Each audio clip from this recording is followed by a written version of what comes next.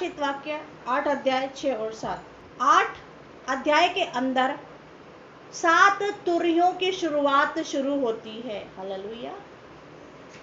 7 तुरहियों का मतलब है 7 तरह की तकलीफें, 7 तरह की परेशानियां, 7 तरह की मुसीबतें जो परमेश्वर भेजेगा धरती के ऊपर।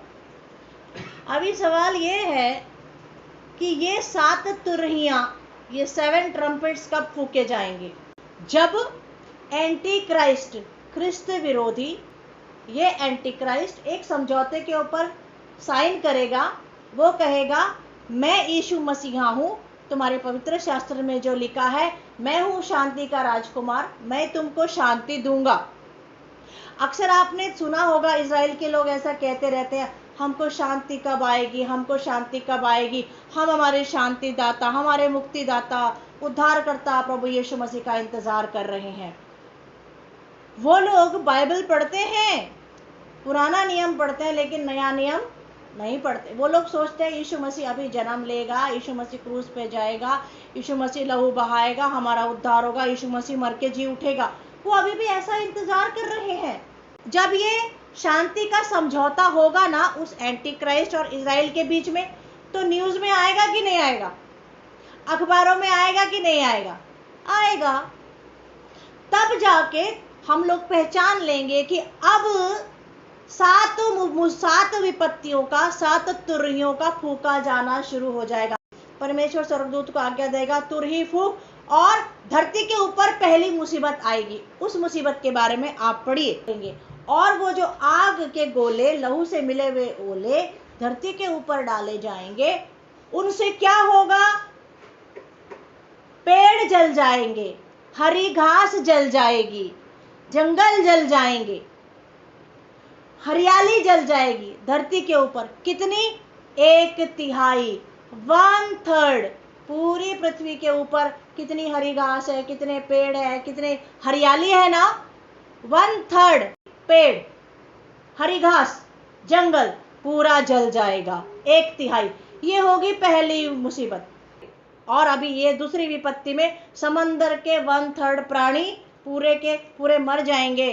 और इतना ही नहीं, समुद्र पर जो जहाज यात्रा करते हैं ना, इंपोर्ट एक्सपोर्ट, ये जो माल लेके जाते हैं ना, वो 1/3 जहाज जो है ना पानी में चलने वाले, वो भी नष्ट हो जाएंगे। अरे बाबा, आग किसी के ऊपर गिरेगी तो बचेगा क्या कोई?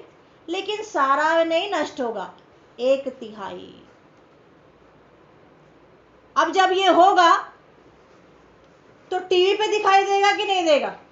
दिखाई देगा। आज महामारी हो रही है, टीवी पे दिखाई दे रहा है कि नहीं हो रहा है? आपके मोबाइल पे अपडेट आ रहा है। क्या है, किसी के पास कैसा भी मोबाइल है उस पर अपडेट आ रहा है ना? वर्ल्ड की इतनी संख्या महामारी की है, इतने एग्जिस्टिंग, इतने कंफर्म, इतनी डेथ इंडिया में भी बताया जा रहा है ना। तो ऐसे ही पहली मुसीबत जब धरती के ऊपर आएगी तो टीवी पे आएगा, अरे पूरे संसार भर में, अरे आकाश से एक आग बरसी, देखो आज उस देश की हरियाली जल गई, आज इस देश की जल गई, आज इस देश की जल गई। उनको क्या पता कि हो क्या रहा है? आपको पता है कि क्या होने वाला है। हालेलुया। और जब ये जहाज नष्ट होंगे तो न्यूज में नहीं आएगा क्या? व्यापार को कितना नुकसान होगा? शिप्स जल जाएंगी, बड़े बड़े समुद्री जहाज जल जाएंगे जिन पे व्यापार होता है, तो मछुआरे भी परेशान हो जाएंगे।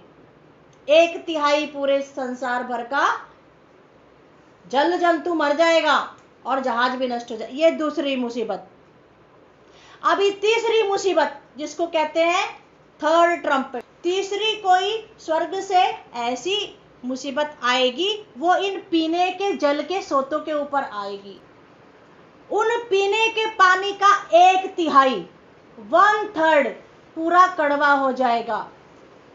और 1/3 कड़वा होने के बाद उस पानी को जो भी पिएगा, उस पानी को पीने के बाद 1/3 मानव जाति मर जाएगी। अभी जो चौथी मुसीबत आएगी, चांद, तारा, सूरज, आकाश के जो गण है ना, उनके ऊपर आएगी। अभी 6 बजे अंधेरा होता है ना, तो जब ये चौथी मुसीबत आएगी तो उस समय 2 बजे दिन के अंधेरा हो जाया करेगा। आपको रात को 2 बजे चांद और तारे दिखाई देते हैं ना, लेकिन उस समय रात के 2 बजे ना चांद दिखाई देगा ना तारे दिखाई देंगे, इतना अंधकार हो जाएगा। 1/3 आकाश के गणों के ऊपर ये मुसीबत आएगी। ये चौथी मुसीबत है। अरे सुबह ही नहीं हो गई, सुबह ही नहीं हुआ, ऑफिस का टाइम शेड्यूल पूरा चेंज, क्या होगा दुनिया का? आज आपके रूटीन को कौन सही करता है? अलार्म से पहले किसका अलार्म आपको जगाता है? सूर्य की किरणों का। सूर्य ही सबसे पहले उदित होकर के कहता है सवेरा हो गया, फिर चिड़िया चहचहाने लगती हैं, लेकिन उस समय पूरा का पूरा डिस्टर्ब हो जाएगा। ये होगी चौथी मुसीबत। इतनी मुसीबत बस हो गई ना प्रभु, लोगों को सुधर जाना चाहिए ना, सुधर जाना चाहिए ना, सुधरना तो चाहिए।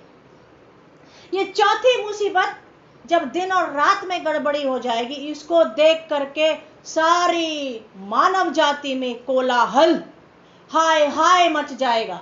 चौथी मुसीबत को देख के बाइबल कहती है 4 मुसीबतों के बाद हाय हाय हाहाकार हो जाएगा दुनिया में, लेकिन भाई फिर भी सारे नहीं सुधरेंगे। 5वीं मुसीबत को धरती के ऊपर लेके आए। अरे बस हो गया ना प्रभु? नहीं, अभी भी नहीं सुधरेंगे। 5वीं मुसीबत क्या होगी? देखो 9 अध्याय 1 वचन।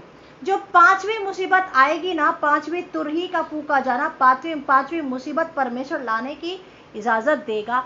उस समय धरती के ऊपर विचित्र विचित्र प्रकार के प्राणी नजर आएंगे जो आपने कभी देखे नहीं होंगे। 5वीं मुसीबत में देखो, इसमें एक प्राणी का वर्णन किया गया है। वो प्राणी कैसा होगा? टिड्डी होगा, ग्रास हॉपर। वो ग्रास हॉपर सबको दिखाई देगा। उस ग्रास हॉपर के बाल होंगे औरत के जैसे। उसके सिर के ऊपर ग्रास हॉपर के ऐसा लगेगा कोई सोने का मुकुट है। उस ग्रास हॉपर को एक पूंछ होगी बिच्छू के जैसी, और वो ग्रास हॉपर एक नहीं होगा, बहुत सारी सेना होगी। और वो जब चलेंगे ना, उनकी आवाज ऐसे होगी जैसे युद्ध में घोड़े और रथ चलते हैं। आपने कभी एक साथ डीमकों को उड़ते हुए देखा है जो लकड़ी को खा जाती हैं? आप अपने दरवाजे बंद कर लेते हो ना, लेकिन ये जो टिड्डियां होंगी ना, ये बहुत खतरनाक होंगी। ये टिड्डियों के पूंछ में बिच्छू की शक्ति होगी। और बाइबल में ऐसा लिखा है कि ये जो टिड्डियां होंगी ना, ये टिड्डियां केवल उन मनुष्यों को डंक मारेंगी जिन मनुष्यों ने प्रभु यीशु मसीह को स्वीकार नहीं किया है, जिनके माथे के ऊपर परमेश्वर की मोहर, जिनके माथे के ऊपर परमेश्वर की मोहर नहीं लगी है ना, ये उन मनुष्यों को खाएंगे जिनका उद्धार नहीं हुआ है।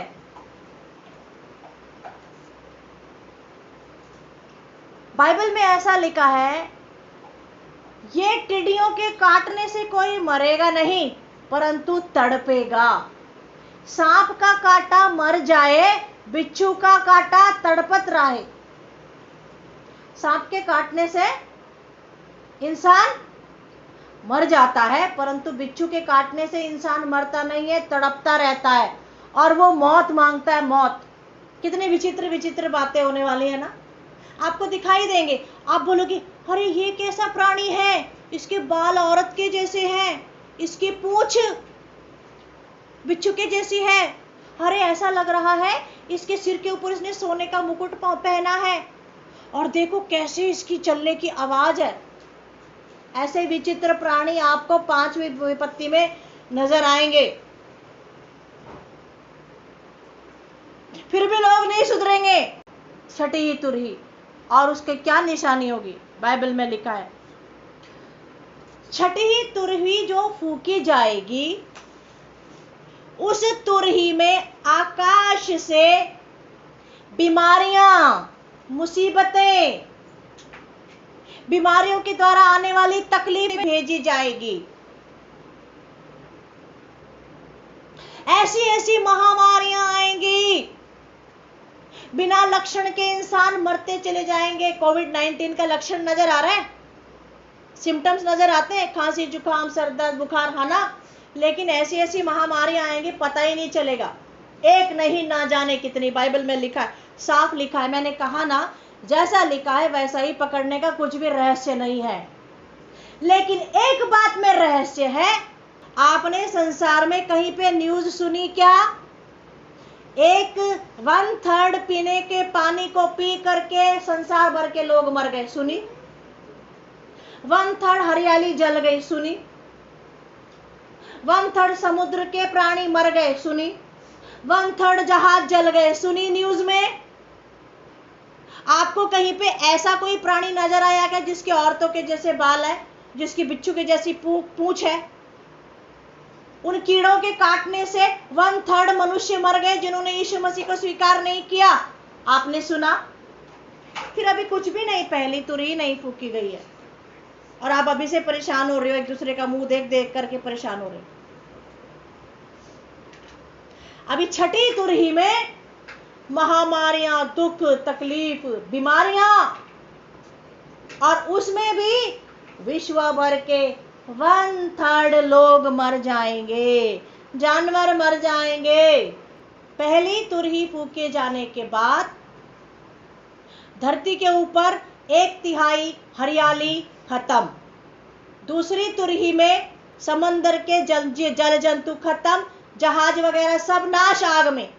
तीसरी तुरही में पीने का पानी जो है पूरे धरती के ऊपर से वो पानी कड़वा हो जाएगा, जहरीला हो जाएगा, उसको पी करके 1/3 मनुष्य जाति खत्म। चौथी तुरही में सूरज, चंद्रमा, तारे, इनकी 1/3 इनके ऊपर मुसीबत आएगी। 6 बजे अंधेरा होता था, 2 बजे हो जाएगा। रात को 2 बजे चांद और तारे नजर आते थे, नजर नहीं आएंगे, परेशान। स्कूल कब जाना, ऑफिस कब जाना, ऑफिस से कब आना। आज भी कोई रूटीन है क्या? इस मुसीबत के समय, कोविड-19 के समय, ये छोटा सा झलक है। और पांचवी मुसीबत परमेश्वर जब स्वर्ग से भेजेगा, उसमें ऐसे अलग अलग विचित्र प्राणी नजर आएंगे जो उन मनुष्यों को काटेंगे जिन्होंने यीशु मसीह को स्वीकार नहीं किया है। और छठी मुसीबत जो आएगी उसमें बीमारियां, महामारियां, दुख और तकलीफें। और छठी मुसीबत को भेजने के समय पवित्र आत्मा ऐसा बताता है, आप देखिए 20 वचन में लिखा है, इतनी मुसीबतें आने के बाद भी लोगों ने अपने पापों से मन नहीं फिराया। क्या पाप मेंशन किया गया है यहाँ पे? जादू टोना करते रहे, व्यभिचार करते रहे, खून करते रहे, और यहाँ पर लिखा हुआ है पत्थर की मूर्तियों के सामने झुकते रहे, बलि चढ़ाते रहे। यहाँ पर लिखा है व्यभिचार करते रहे। इतना होने के बाद भी उन्होंने अपना मन नहीं फिराया। तो परमेश्वर ये मुसीबतें क्यों भेज रहा था? आज सुधरेगा, कल सुधरेगा, परसों सुधरेगा। 1 2 3 4 5 6 मुसीबत आई सुधरने के लिए। पप्पा पनिशमेंट देता है, सुधरने के लिए देता है ना। पिटाई होती है, सुधरने के लिए होती है ना। डांट होती है, सुधरने के लिए होती है, कि मुंह चढ़ाने के लिए, मैं तो ऐसा ही करूंगी, मैं तो ऐसा ही करूंगा, मैं और करूंगा, मैं और करूंगी। ऐसे लोगों के लिए ये वचन है। वो नहीं सुधरे, अपने मन के अंदर ही उन्होंने अपने मन को उन्होंने राजा बना लिया, अपने दिल के वो राजा बन गए। और ये 6 विपत्तियां होते हुए सारे विश्व के मसीही लोग देखेंगे। 3.5 साल तक हम सब मसीही लोग इन मुसीबतों को आते हुए देखेंगे। अगर मेरे और आपके समय में एंटी क्राइस्ट आ गया तो 3.5 साल तक ये मुसीबतें आप और मैं भी देखेंगे। ये पड़ेंगी धरती के ऊपर, तो हमारी जनरेशन देखेगी। तभी तो कहते हैं अपने नौजवान बच्चों को, बेटे बेटियों को वचन में स्ट्रॉन्ग करो, प्रभु भोजन के पास उनको रखो, परमेश्वर की उपस्थिति, उसके सानिध्य में रखो। इसीलिए तो सिखाते, ये सच बताने के लिए सिखाते, ताकि उनका ध्यान दुनिया की बातों में ना जाए, वो हमेशा बाइबल की बातों में, पवित्र आत्मा के सानिध्य में खोए रहे। इसलिए ताकि वो, अगर वो एंटी क्राइस्ट के समय पे हमारे बच्चे रहे जिंदा, तो वो इन मुसीबतों का सामना कर सके। जब उनको परसिक्यूशन होगा, उनको सताया जाएगा, तुम्हारी वजह से हो रहा है, ले लो 666, तुम्हारी वजह से हो रहा है, तो वो लोग मुसीबत का सामना कर सकेंगे, दाऊद जैसे गोलियत का सामना किया। हालेलुया। और 3.5 साल हुए कि छठी मुसीबत खत्म और 7वीं तुरही फूकी जाएगी। हालेलुया। 7वीं तुरही फूकते ही जो चर्च है, जो कलीसिया है, जो प्रभु के लोग हैं, क्षण भर में, पलक झपकते ही रैप्चर। हालेलुया। देखो वचन कहता है। अब इसमें भेद की बात है, इसमें रहस्य की बात है जो पवित्र आत्मा हम पर प्रकट कर रहा है। बाकी लोग 6 को प्रचार करते हैं और 7वें को पहले प्रचार करते हैं। क्या कहते हैं? जिस समय ये मुसीबतें, ये विपत्तियां, तुरहियां धरती के ऊपर फूकी जाएंगी, उस समय चर्च नहीं रहेगा, ऐसा वो सिखाते हैं। लेकिन आपको वचन क्या कह रहा है? 7वीं तुरही फूकते ही, क्षण भर में, पलक झपकते ही चर्च विल बी रैप्चर। 7वीं तुरही, वचन क्या कहता है? आप वचन पकड़ के बात करो, ऐसे बात नहीं करने का। 6 मुसीबत हम देखेंगे, 7वीं तुरही फूकी ही हमारे लिए जाएगी। क्षण भर में चर्च विल बी रैप्चर्ड। 3.5 साल तक ये हमको देखना पड़ेगा। 3.5 साल का समय खत्म और 7वीं तुरही का फूकना और हमारा रैप्चर हो जाना। जो लोग धरती के नीचे सोए हैं, वो लोग भी उठ करके आकाश में हम प्रभु से मिलेंगे। जो लोग जिंदा रह जाएंगे, वो लोग अविनाशी देह को प्राप्त करेंगे और वो लोग भी प्रभु यीशु मसीह के साथ बादलों पर चले जाएंगे। अरे दिखाई देगा यीशु मसीह। हालेलुया। चांद सूरज दिखाई दे रहा है, यीशु मसीह बादलों पर आते हुए दिखाई देंगे और चर्च उनके साथ, परमेश्वर अविनाशी देह हमारा होगा और हम उठा लिए जाएंगे। Hallelujah, hallelujah. वो दिन देखने के लिए आपके बच्चों को, अगर वो जनरेशन रही प्रभु को देखने के लिए, आपके बच्चों को आपको तैयार करना है। इधर नहीं रहना, प्रभु के साथ बादलों पे जाना है। आखिरी नरसिंगा जब फूका जाएगा, चर्च तो उठा लिया जाएगा धरती के ऊपर। कौन? ना कोई भविष्यवक्ता, ना कोई कलीसिया, ना सुसमाचार प्रचार, ना बाइबल को सिखाने वाला। इससे बड़ी क्या मुसीबत लगती है आपको? अरे जब कलीसिया ही उठा ली जाएगी, हम लोग ही प्रभु के साथ चले जाएंगे, तो इनको कौन सिखाएगा? कौन बताएगा? इसको बताने वाला ही नहीं रहेगा। कितना टाइम दिया रे परमेश्वर ने, कितना टाइम दिया। सुधरेंगे नहीं लोग, मानेंगे नहीं लोग। और बाकी के जो 3.5 साल रह जाएंगे ना, 7 साल का पीरियड है, उन 3.5 सालों में परमेश्वर के प्रकोप का कटोरा जो प्रकाशित वाक्य 16 में है, वो भर धरती के ऊपर उड़ेला जाएगा। और परमेश्वर के प्रकोप के कटोरे अलग हैं, ये तुरहियां अलग हैं। ये मुसीबतें हम भी देखेंगे, हम जिंदा रहे तो। आपकी जनरेशन देखेगी। तो तैयार हो जाइए आखिरी नरसिंगे की आवाज सुनने के लिए। आवाज क्या सुनोगे? साक्षात यीशु मसीह को देखोगे।